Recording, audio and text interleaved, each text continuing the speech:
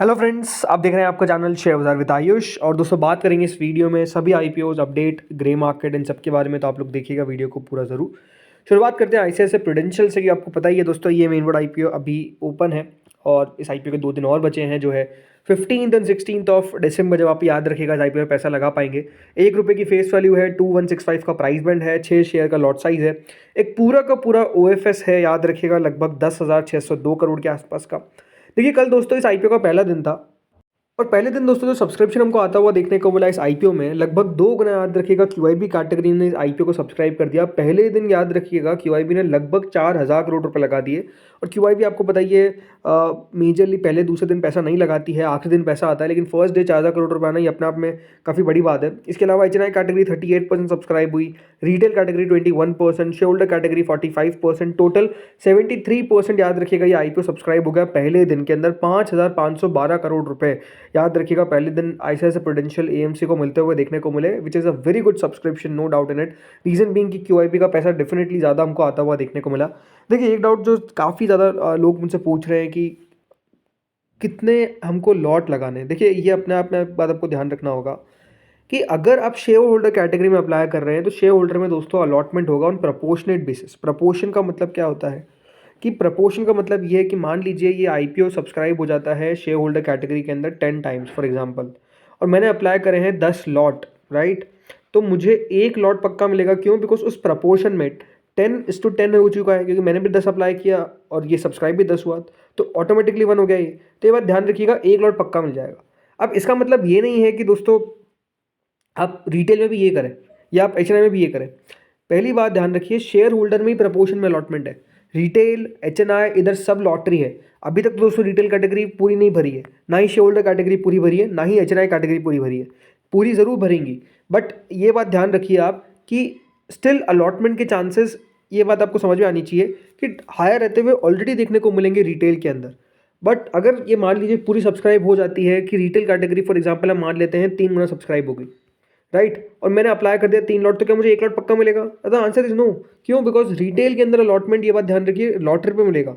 तो भले आप 3 टाइम सब्सक्राइब हुआ और आपने लगा दिए मान लीजिए फॉर एग्जांपल 14 लॉट्स, क्योंकि यहाँ पे याद रखिएगा 15 लॉट तक लगा सकते हैं आप रिटेल में, तब भी याद रखिएगा आपको अलॉटमेंट ना मिले तो उसमें कोई गलत बात नहीं है, क्योंकि अलॉटमेंट तो लॉटरी पे मिलेगा। प्लस अगर अलॉटमेंट आ भी जाता है तो क्या 14 लॉट का अलॉटमेंट आएगा? नहीं, सिर्फ 1 लॉट का अलॉटमेंट आएगा। तो इसीलिए अगर आपको ज़्यादा याद रखिए लॉट्स लगाने हैं तो वो सिर्फ शेयर होल्डर कैटेगरी लगाने हैं, और अगर आप शेयर होल्डर के लिए एलिजिबल है तो ही लगाइएगा, अदरवाइज आप पैसा वेस्ट कर रहे हैं, राइट। तो इस बात का आपको खास तौर पर ध्यान रखना है।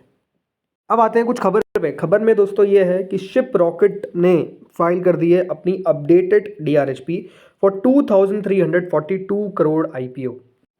सो दोस्तों शिप रॉकेट जो बर्टल्समैन, टिमसेक और इटर्नल यानी वही जोमेटो के द्वारा बैक्ड है, इनके द्वारा दोस्तों पेपर्स फाइल कर दिए गए हैं और अपडेटेड पेपर्स फाइल कर दिए गए। मतलब कंपनी ने जो कॉन्फिडेंशियल डीआरएचपी फाइल की थी उसके बाद दोस्तों अब अपडेटेड डीआरएचपी फाइल कर दी है टू ब्रिंग देयर आईपीओ। और इस कंपनी के अंदर दोस्तों अगर आप देखेंगे तो बर्टल्समैन, ट्राइब कैपिटल, टीमसेक और इटर्नल, याद रखिएगा इनके आपको ओवरऑल इन्वेस्टर्स देखने को मिल जाते थे, प्रमोटर्स के तौर पर है। इसके अलावा दोस्तों कंपनी की अगर मैं बात करता हूं तो अपडेटेड ईआरएसपी जो फाइल करी उसमें कंपनी 2342 करोड़ रुपीस रेज करती हुई देखने को मिलेगी। कंपनी इसमें 1100 करोड़ रुपए तो दोस्तों फ्रेश इशू के तहत रेज करेगी, तो 1200 करोड़ रुपए याद रखिएगा ऑफलोड करते हुए नजर आएंगे। जो कंपनी में शेयर होल्डर्स, इन्वेस्टर्स हैं, वो याद रखिएगा अपना हिस्सा बेचते हुए नजर आएंगे। Lightrock, Arvind, Tribe Capital, Bertelsmann, Gautam Kapoor, Sahil Goyal और विशेष खुराना, याद रखिएगा ये कुछ शेयर होल्डर्स हैं जो अपना हिस्सा इस कंपनी के अंदर आपको बेचते हुए देखने को मिलेंगे।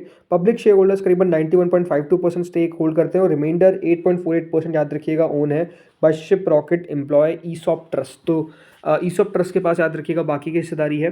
बर्टल्समैन नेदरलैंड, याद रखिएगा इसके अंदर सबसे बड़ा स्टेक होल्डर है विथ 21.32% स्टेक। इसके अलावा ट्राइब कैपिटल के पास 14% है। जोमेटो जो इटर्नल है उनके पास है 6.85%। टीमसैक होल्डिंग्स जो सब्सिडरी है मैक रिची की, उसके पास करीबन 5.29% का याद रखिएगा इसके अंदर आपको स्टेक देखने को मिल जाता है।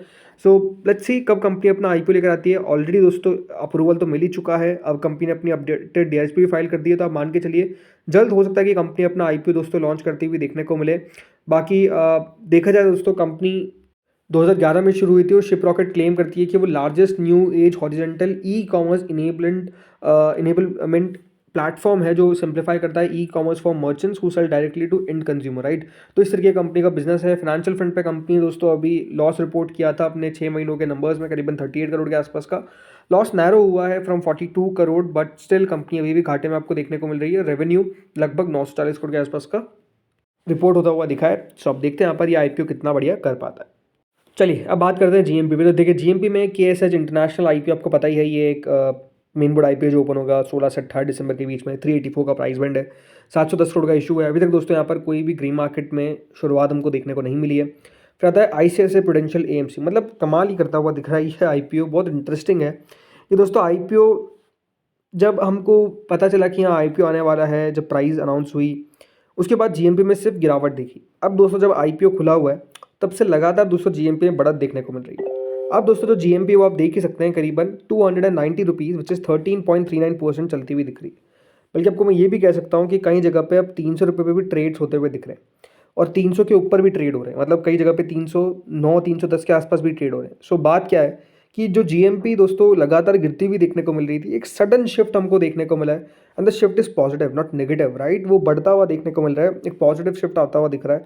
अब ये कह सकते हैं कि देखिए इससे सब्सक्रिप्शन भी क्या आएगा नहीं आएगा देखने वाली बात रहेगी, बट ओवरऑल ये बात सही है कि थोड़ा सा डिमांड इसमें आपको अब बढ़ती हुई देखने को मिल रही है, बनती हुई देखने को मिल रही है। बड़ा आईपीओ है तो लेट्स सी कितना बढ़िया ही कर पाता है। फिर आता है पार्क मेडिवर्ल्ड, राइट। ये आईपीओ भी याद रखिएगा कल क्लोज हुआ। इंटरेस्टिंग सब्सक्रिप्शन हमको आता हुआ देखने को मिला at the end of the day. QIB ने पैसा लगा दिया, 8.5 गुना के आसपास सब्सक्राइब हो गया। इसलिए तो जीएमपी कल ऑलमोस्ट दोस्तों 1-2 रुपये तक पहुंच गई थी, 3 रुपये तक पहुंच गई थी। आज फिर बढ़ती हुई देखने को मिली है। It's nearly 4.32% which is 7 rupees. याद रखिएगा मंडे को इस आईपीओ का अलॉटमेंट आएगा और 17 को लिस्टिंग देखने को मिलेगी। सेम सिचुएशन दोस्तों नेफ्रो केयर में भी हुई है और यहाँ पर तो जीएमपी अब 8% हो चुकी है, लगभग 37 रुपीज़ पे याद रखिएगा प्रीमियम हमको पहुँचता हुआ दिख रहा है। इस बात का ध्यान रखिएगा, नेफ्रो केयर का जो जीएमपी था वो शुरुआत के कुछ दिनों तक तो चला ही नहीं।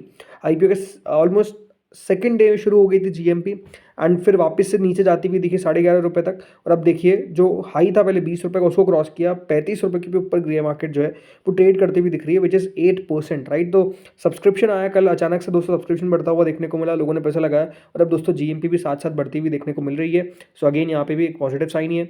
इसके अलावा वेकफिट इनोवेशन, इंटरेस्टिंग बात है, यहाँ पर 0 से जीएमपी अब 3% पर पहुँच चुकी है, 3.33% तक पहुँच चुकी है, 6.5 रुपये के आसपास। यहाँ पे तो ऑलमोस्ट फर्म अलॉटमेंट था ही, तो क्या ये भी बढ़िया कर सकता है, ये अपने आप में देखने वाली बात रहेगी।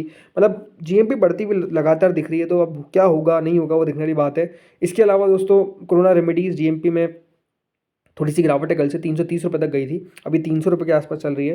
बट अगेन ये भी कोई ख़राब बात नहीं है, जीएमपी को यहाँ पर भी ख़राब नहीं है। आई फील कि यहाँ पर होता है कि इससे भी ऊपर आपको लिस्टिंग देखने को मिल जाए। आप देखते होता क्या, याद रखिएगा इसकी लिस्टिंग जो है वो 15 यानी मंडे को देखने को मिलेगी। कल इन दोनों आईपीओ के दोस्तों लिस्टिंग डे स्टार्ट किया है, हम एक वीडियो लेकर आएंगे जिसमें बात करेंगे लिस्टिंग कहाँ पर हो सकती है। चलिए बात है एसएमईज पे। तो देखिए एसएमईज में श्याम धामी इंडस्ट्रीज, ये आईपीओ ओपन आपको होता हुआ दिखेगा 22 से 24 दिसंबर के बीच में। करीबन 36 करोड़ के आसपास का इशू का साइज है, 70 का प्राइस बैंड है, 30% पे दोस्तों प्रीमियम खुलता हुआ दिखा है। अब देखते हैं टिक पाता है कि नहीं। फिर अगला दोस्तों आईपीओ आता है एमएआरसी टेक्नोक्रेट्स। ये आईपीओ याद रखिएगा ओपन होगा फ्रॉम 17 to 19 ऑफ दिसंबर। 93 का प्राइस बैंड है, 40.37 करोड़ का याद रखिएगा इशू का साइज है। फिर अगला दोस्तों इशू आता है ग्लोबल ओशन लॉजिस्टिक्स। ये आईपीओ भी दोस्तों ओपन होता हुआ दिखेगा 17 से 19 तारीख के बीच में। 78 रुपीज़ का प्राइस बैंड है, 28.89 करोड़ का इशू का साइज है। देन अगला आता है नेपट्यून लॉजिटेक, एक बीएसई में आईपीओ जो 15 से 17 के बीच में ओपन होगा। 126 का प्राइस बैंड है, 44.29 करोड़ का याद रखिएगा इशू का साइज है। फिर अगला आता है आईपीओ दोस्तों अश्विनी कंटेनर मूवर्स, एक एसएमई आईपीओ अगेन जो ओपन होगा 12 से 16 के बीच में। 142 का प्राइस बैंड है, 19% याद रखिएगा फर्स्ट डे आईपीओ सब्सक्राइब हमको होता हुआ देखने को मिला। और देखते हैं अब कितना बढ़िया कर पाता है। अभी 6% का प्रीमियम चलता हुआ दिख रहा है, करंटली 9 रुपये का याद रखिएगा हाई था। फिर अगला आता है एक्जिम रूट्स। ये आईपीओ दोस्तों ओपन हुआ 12 तारीख से, 16 तारीख को क्लोज होगा, 2 दिन बचे हुए हैं। 88 का प्राइस बैंड है, 51% तक सब्सक्राइब होता हुआ देखने को मिला है, जीएमपी 0। फिर अगला दोस्तों आईपीओ आता है स्टैनबिक एग्रो। ये आईपीओ भी ओपन हुआ 12 तारीख को, भी 16 को क्लोज होगा। अभी तक करीबन 5% सब्सक्राइब हो पाया है, 30 का प्राइस बैंड है, 11.65 करोड़ का इशू का साइज़ है, कोई खास लगता नहीं आईपीओ। इसके अलावा दोस्तों अगला आईपीओ आता है एचआरएस एल्यूग्लेज। ये आईपीओ भी दोस्तों ओपन हो चुका है आखिरी दिन इसका, तो मंडे को ही 15 को करीबन 1.89 टाइम सब्सक्राइब भी हो चुका है। 15 तारीख तक याद रखिएगा ये आईपीओ खुला रहता हुआ नजर आएगा। सो आप देखते हैं यहाँ पर ये कितना बढ़िया कर पाता है। अभी 14% का प्रीमियम चलता हुआ दिख रहा है। फिर अगला दोस्तों आता है पैटसन एग्रो। ये आईपीओ भी 15 को बंद हो जाएगा, करीबन 2.3 टाइम सब्सक्राइब हुआ है, 5 रुपये का याद रखिएगा इसका करंट प्रीमियम चलता हुआ दिख रहा है, 118 का प्राइस बैंड है। फिर आता है यूनिसिम एग्रीटेक। ये आईपीओ दोस्तों क्लोज हो चुका है। इसका अलॉटमेंट आपको आता हुआ दिखेगा 15 को, कुछ खास सब्सक्रिप्शन आया नहीं है। इसके अलावा दोस्तों अलॉटमेंट आपको आता हुआ दिखेगा शिप वेव्स का, या IPO भी याद रखिएगा 15 तारीख को अलॉटमेंट आएगा और 17 को लिस्टिंग देखने को मिलेगी।